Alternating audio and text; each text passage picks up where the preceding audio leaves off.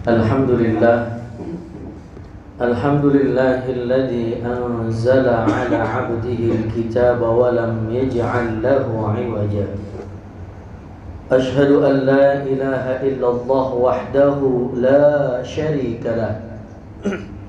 Wa ashhadu anna Muhammadan 'abduhu wa rasuluhu la nabiyya ba'dah. Allahumma salli wa sallim wa barik ala sayyidil mustafa Rasulillahil mujtaba habibina wa syafi'ina wa maulana Muhammadin wa ala alihi wa ashabihi wa dhurriyyatihi wa qarabatihi min yaumina hadha ila yaumil qiyamah. Amma ba'd, fa ya ibadallah, usi nafsi awalan wa antum bitaqwallah. Ittaqullaha haqqa tuqatihi wa la tamutunna illa wa antum muslimun. Wa qala ta'ala fi kitabihi syarif, a'udzu billahi minasy syaithanir rajim. Bismillahirrahmanirrahim. Wa man a'rada 'an dzikri fa inna lahu ma'isyatan dhanka wa nahsyuruhum yawmal qiyamati a'ma. Qala lima hasyartani a'ma wa qad kuntu basira. Qala atatka ayatuna fanasitaha wa kadzalika al-yawma tunsa. Shadaqallahul azim wa sadaqa rasuluhul habibul karim wa nahnu ala dzalika minasy syahidin wasyakirin walhamdulillahi rabbil alamin. Ma'asyiral muslimin wa zumratal mu'minin rahimakumullah.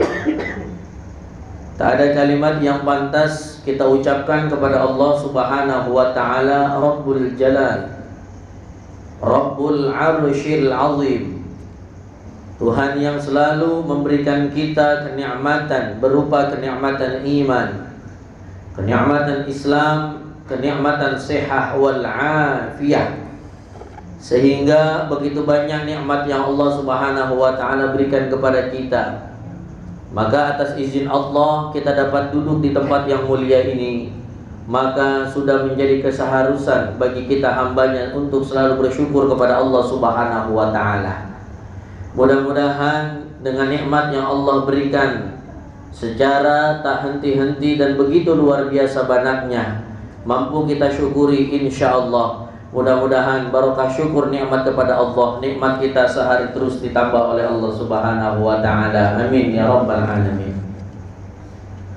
Salawat teriring salam kita sampaikan kepada Sayyidil Mustafa Rasulullah sallallahu alaihi wasallam, manusia yang bisa menolong manusia yang lainnya nanti di yaumil qiyamah, yang dikatakan di dalam salawat burdah yang dikarang oleh Syekh Imam Al-Busiri, huwal habibul ladzi turja syafa'atuhu, satu-satunya manusia yang kita harapkan syafaatnya.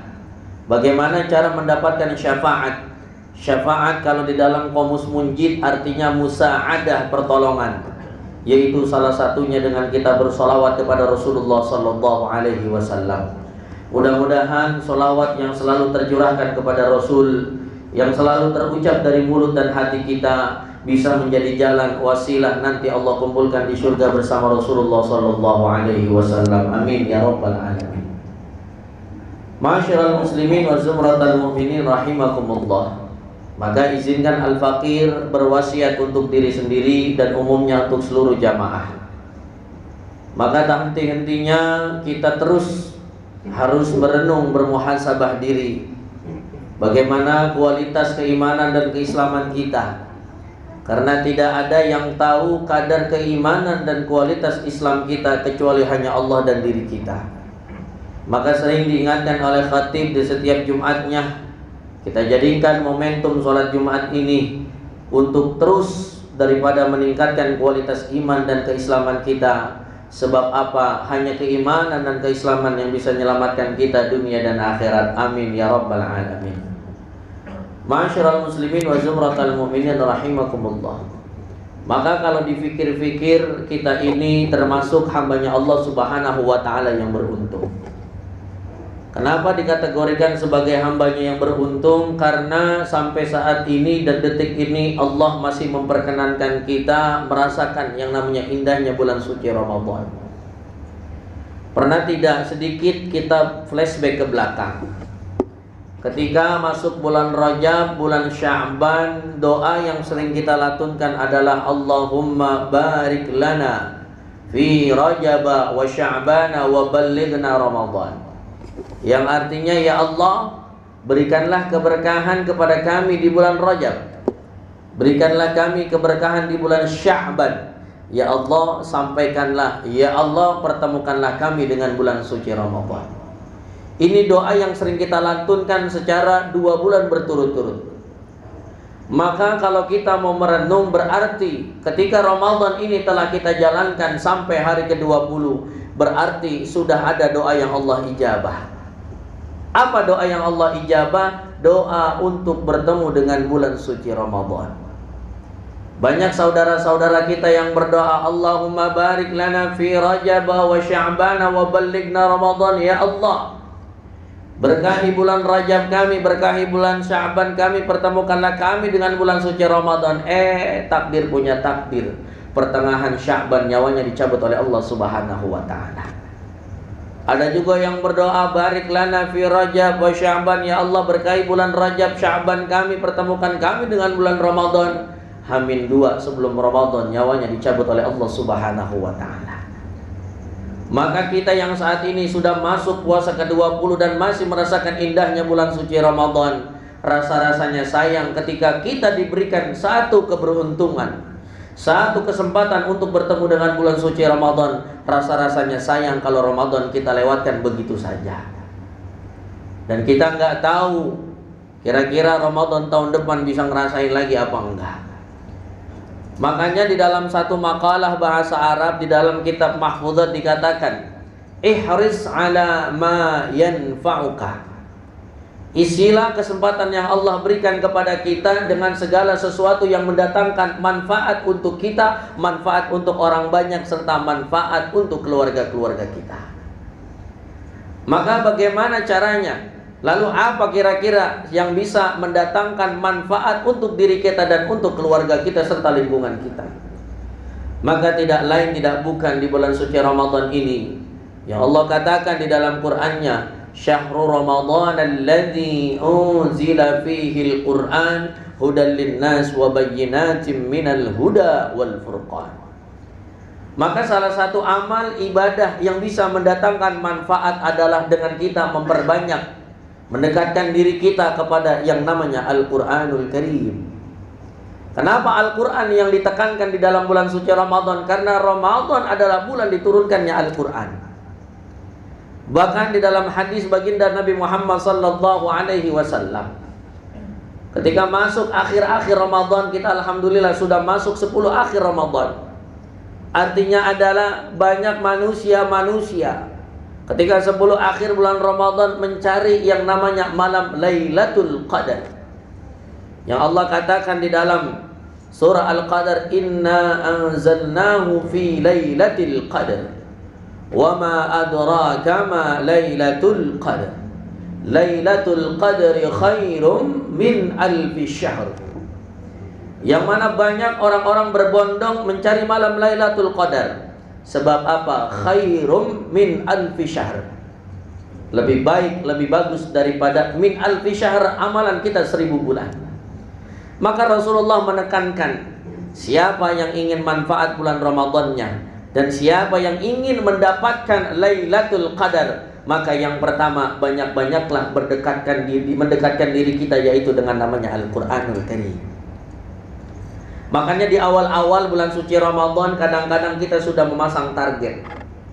Kira-kira Ramadan ini berapa kali khatam kita ya? Ada yang punya target 1 kali khatam Al-Quran 1 Ramadan. Ada juga yang punya target 2 kali khatam. Ada juga yang hebat 3 kali khatam. Alhamdulillah punya target 3 kali khatam, ternyata boro-boro 3 kali khatam. Hari ke-20 Ramadan aja 5 juz baru kepegang. Makanya ketika di awal-awal banyak sekali orang bertanya kepada saya, Pak Ustaz, Kira-kira Ramadan ini yang cakep berapa kali ya kita khatam Qur'annya? Saya bilang, saya mengutip surah Al-Mulk, alladzi khalaqal mauta wal hayata liyabluwakum ayyukum ahsanu amala. Saya bilang Allah itu menilai hambanya bukan seberapa banyak amalan yang dia kerjain, tapi seberapa bagus dan cakep amalan yang dia kerjakan. Maka saya bilang kalau mampunya 1 kali khatam, 1 aja udah, jangan pakai muluk-muluk. Kalau bahasa orang Betawi, jangan pakai ngagul pengen 3 kali. Sebab apa? Manusia kadang-kadang imannya lagi naik, kadang-kadang juga banyak turunnya. Yang jadi pertanyaan ketika kita hidup di muka bumi ini, iman kita banyak naiknya apa banyak turunnya? Makanya manusia itu sekarang laksana HP. HP kalau lagi enak, baterainya 100%, enak makainya. Tapi kalau udah ngedropnya, waduh, rusak dah, itu bisa HP. Makanya saya bilang sekali khatam aja udah. Yang penting apa? Yang penting lurus, istiqomah, sedikit-sedikit lancar. Bagaimana caranya Ustadz? Gampang. 1 juz itu isinya 10 lembar 20 halaman. Maka ketika kita ingin menghatamkan 1 hari 1 juz, setiap ba'da salat cukup kita membaca 2 lembar 4 halaman. Maka insya Allah nanti di akhir Ramadan kita dalam keadaan telah menghatamkan Al-Quran, 1 Quran 30 juz. Maka kita kembali lagi kepada konteks bagaimana Allah Subhanahu wa ta'ala memberikan satu peringatan kepada kita, bahwasannya kita lakukan sesuatu yang manfaat di bulan suci Ramadan ini. Maka Al-Quran menjadi salah satu amalan utama kita di bulan suci Ramadan. Selain yaitu kita menjaga daripada sholat-sholat kita. Karena sholat pun sudah termasuk rukun Islam, terutama pun puasa Ramadan termasuk rukun Islam. Makanya ada yang tanya, Pak Ustaz, saya Ramadan ini kira-kira kalau nggak puasa bagaimana? Ya saya bilang, ketika engkau diberikan kesempatan panjang umur terus kagak puasa tanpa uzur syar'i, maka kurang lengkap rukun Islam kita. Makanya bedanya puasa Senin Kemis sama puasa Ramadan. Kalau Ramadan wajib, jangan sampai kagak. Siapa golongan yang diperbolehkan nggak puasa? 2. Yang pertama, faman kana minkum maridon. Yang pertama yang boleh nggak puasa adalah orang-orang yang memang dalam keadaan sakit. Tapi sakitnya ada kategorinya. Kalau cuma sakit perut gara-gara kagak ngopi dari pagi sampai maghrib, namanya bukan sakit, emang lapar. Siapa lagi golongan yang kedua? Golongan yang kedua, aw ala safarin. Yang boleh nggak puasa adalah orang-orang yang memang dalam perjalanan. Namun pun ada kategori-kategori perjalanan yang memang tidak boleh ataupun boleh tidak berpuasa. Yang memang jaraknya sudah jauh seperti kita bisa menjamak kita punya sholat. Kalau cuma perjalanan 1-2 jam, misalkan dari sini ke Bogor, puasa terus. Tapi misalkan besok kita mudik kemana? Ke Batang, ke Brebes, ke Pekalongan, ke Malang, ke Surabaya, maka boleh kita daripada tidak berpuasa. Tapi ingat, fa'iddatum min ayyamin ukhra, kita ganti pada hari-hari selanjutnya. Ma'asyiral muslimin wa zumratal mu'minin rahimakumullah.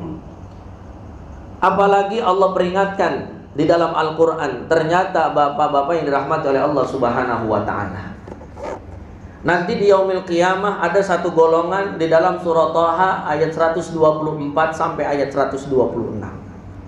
Ada satu golongan yang Allah kelak akan bangkitkan golongan ini dalam keadaan buta.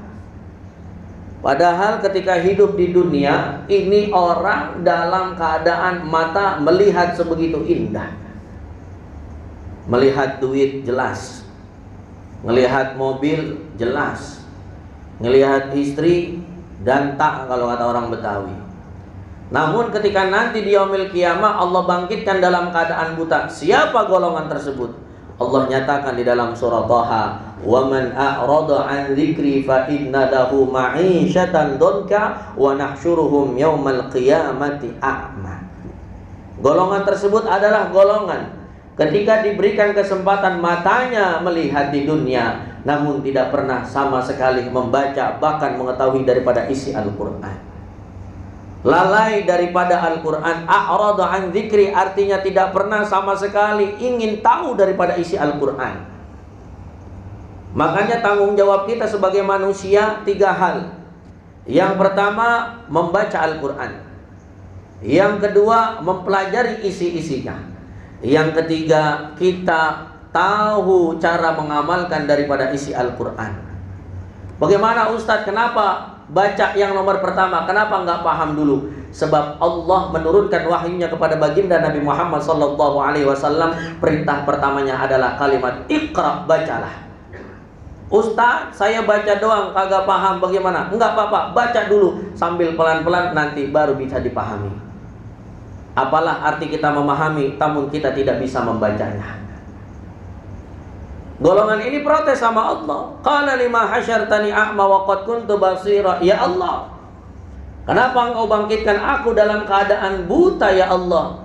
Padahal ketika di dunia aku melihat. Apa jawaban Allah Subhanahu wa taala? Qala atatska ayatuna fanasitaha wa kadzalikal yauma tunsa. Kata Allah Subhanahu wa taala lewat bahasa-bahasa kita, qala atatska, manusia, telah datang kepadamu kemarin di dunia ayat-ayatku, tapi kau telah melalaikan ayat-ayatku, boro-boro megang, boro-boro membaca, pengen tahu aja enggak pengen. Bahkan kadang-kadang kita lebih hafal posisi berangkas duit di mana ketimbang posisi Al-Quran. Kadang-kadang kita lebih hafal posisi handphone kita daripada posisi Al-Quran. Yang lebih parah lagi, kadang-kadang Al-Quran tidak ada di rumah kita. Na'udzubillahi min dzalik. Makanya kita latih diri kita di bulan suci Ramadan ini dengan hal yang manfaat. Salah satunya adalah membaca Al-Quran. Dan siapa yang ingin mendapatkan malam Lailatul Qadar, maka banyak-banyaklah bermesraan dengan Al-Quran, apalagi pada di malam hari. Insya Allah bukan hanya malam Lailatul Qadar yang kita dapatkan dengan kita mendekatkan diri kepada Al-Quran. Insya Allah seperti sabda baginda Nabi Muhammad SAW, Iqra'ul Quran fa innahu ya'ti yaumal qiyamah syafi'an li ashabi. Bacalah Al-Quran, sebab Al-Quran nanti bakal bisa menjadi penolong buat siapa? Buat orang-orang yang rajin membacanya. Bukan hanya di akhirat, tapi setelah kehidupan kita, yaitu kematian di alam kubur. Nanti insya Allah apabila di dunia kita rajin membaca Al-Quran, Al-Quran akan menjadi penerang kita di alam kubur kita. Seperti doa yang sering kita lantunkan, Allahumma arhamna bil Quran waj'alhu lana imama wa nura wa huda wa rahmah waj'alhu lana hujjatan ya rabbal alamin.